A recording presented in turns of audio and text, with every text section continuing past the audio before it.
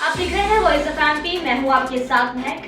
नीमच से बड़ी खबर है। शासन द्वारा गरीबों को रियायती दर पर उचित मूल्य दुकान से दिए जाने वाले राशन की कालाबाजारी रोकने के लिए खाद्य नागरिक आपूर्ति विभाग द्वारा लगातार कार्रवाई की जा रही है। हालांकि राशन प्रदान करने वाले कर्मचारी की यही कालाबाजारी कर रहे हैं। ऐसा ही एक मामला मंगलवार को सामने आया। नीमच में विभाग की तरफ से प्रदाय केंद्र प्रभारी सहित 6 लोगों ने गरीबों का राशन ट्रक में भरकर 2 राशन दुकानों पर पहुंचाने की जगह बाजार में ही बेच दिया। विभाग के अधिकारियों को इसकी जानकारी मिली तो जांच के बाद मंगलवार को कैंट थाने में 6 लोगों के खिलाफ प्रकरण दर्ज करवाया गया। देखिए रिपोर्ट।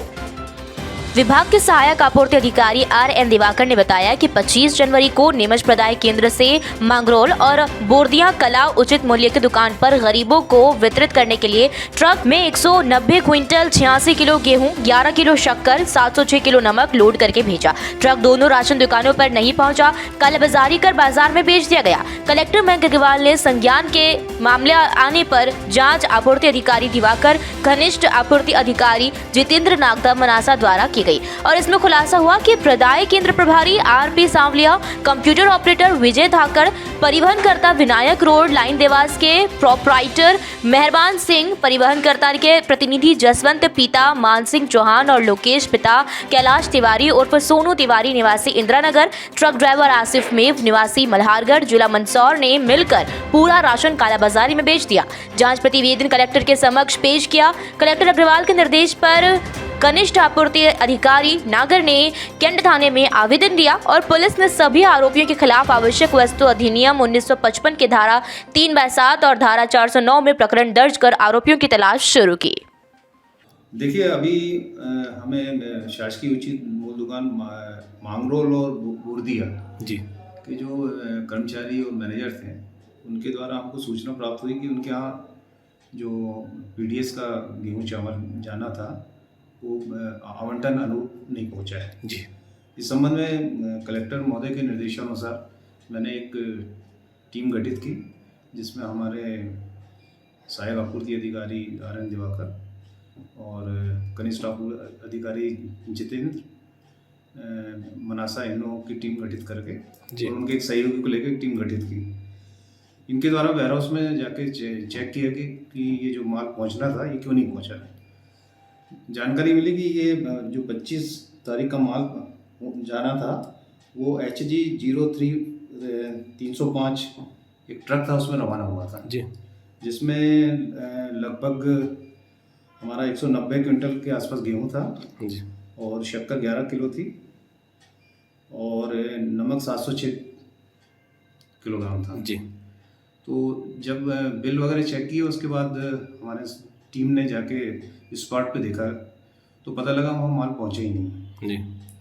तो उस संबंध में इन्होंने रिपोर्ट प्रस्तुत की हमारे जांच दल द्वारा। तो उसमें करीब लगभग 6 लोगों के विरुद्ध कार्रवाई FIR करवाई गई है, जिसमें ट्रांसपोर्टर हैं, आपके नागरिक आपूर्ति निगम का ऑपरेटर है, प्रभारी हैं और वाहन चालक हैं। तो इनकी FIR कल करवाई। 27 तारीख का भी माल जाना था जी। तो 27 तारीख का ट्रेस हो गया है, जो जी ट्रक था वो ट्रेस हो गया है और वो ट्रक को आज हम लोगों ने जब्त कर लिया है, वो वाला ट्रक, और वो थाने में सुपुर्दी में रखा गया है। हाँ, 29 का पकड़ लिया है, 27 की अभी हम कार्रवाई कर रहे हैं। वो कितने कुंटल माल था सर? 27 में लगभग 259 क्विंटल के आसपास है, जिसमें सभी सामग्री सम्मिलित है। तो 29 का ट्रेस हो गया है, 25 का ट्रेस हो गया है। तो ये 27 की अभी मैंने निर्देश किया है और कलेक्टर साहब ने भी हमारे जो टीम गठित की उनको निर्देश किया कि इसका तत्काल पता करें कि ये माल कहाँ पर। देखिए, कल जितेंद्र नागर जो सहायक खाद्य आपूर्ति अधिकारी हैं जी, उन्होंने एक आवेदन पत्र दिया है थाने में, कैंट थाने में जी, जिसमें उन्होंने बताया है कि 25 तारीख को नागरिक आपूर्ति निगम के वेयर हाउस से सुबह जो है कुल गेहूं निकला है वहाँ से जी,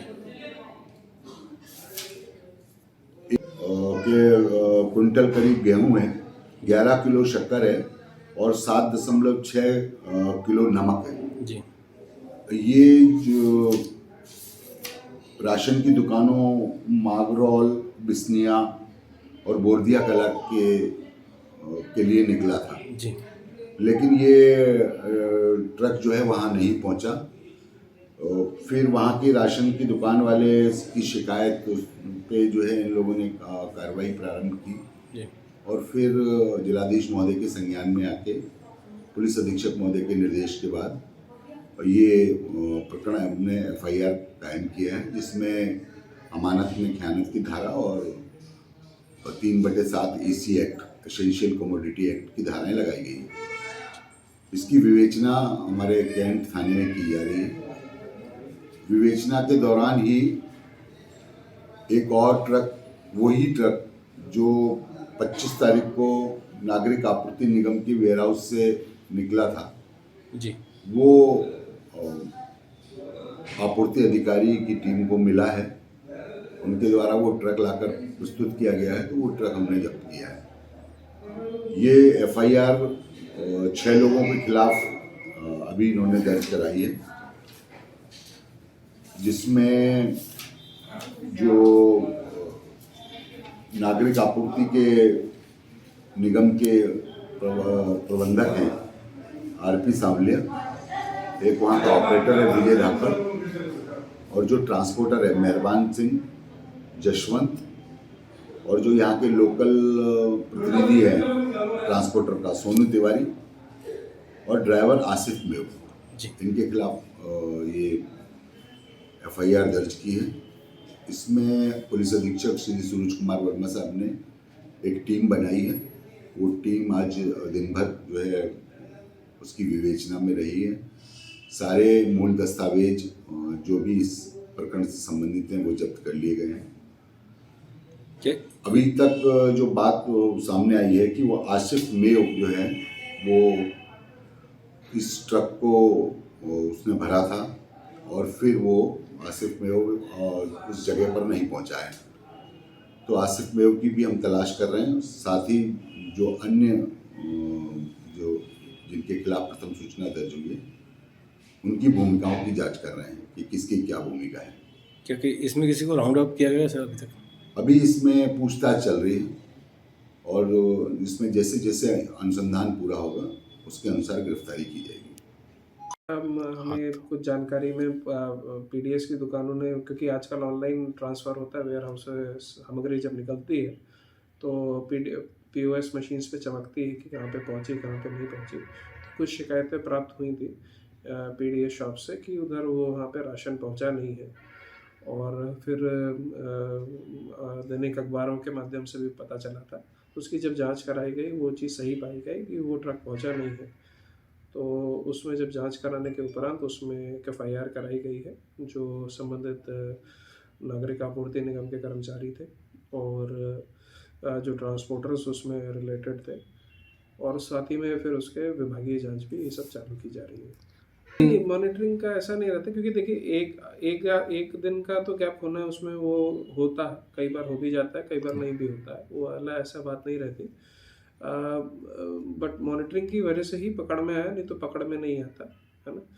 तो और उसमें सारे SDMs को भी आदेशित कर दिया गया है कि एक दुकान में स्टॉक चेक कर लिया जाए। विद इन अ वीक सभी दुकानों में स्टॉक्स भी चेक हो जाएंगे, और जो ये मिल रहे हैं गड़बड़ी, उसमें सख्त से सख्त कार्रवाई भी की जाएगी, डांडिक कार्रवाई भी की जाएगी, और जहाँ पे विभागीय कार्रवाई की जरूरत है विभागीय कार्रवाई भी की जाएगी। जी ये था अब तक का अपडेट। लगातार जानकारी के लिए बने रहिए वॉइस ऑफ एमपी के साथ। जय हिंद, जय भारत।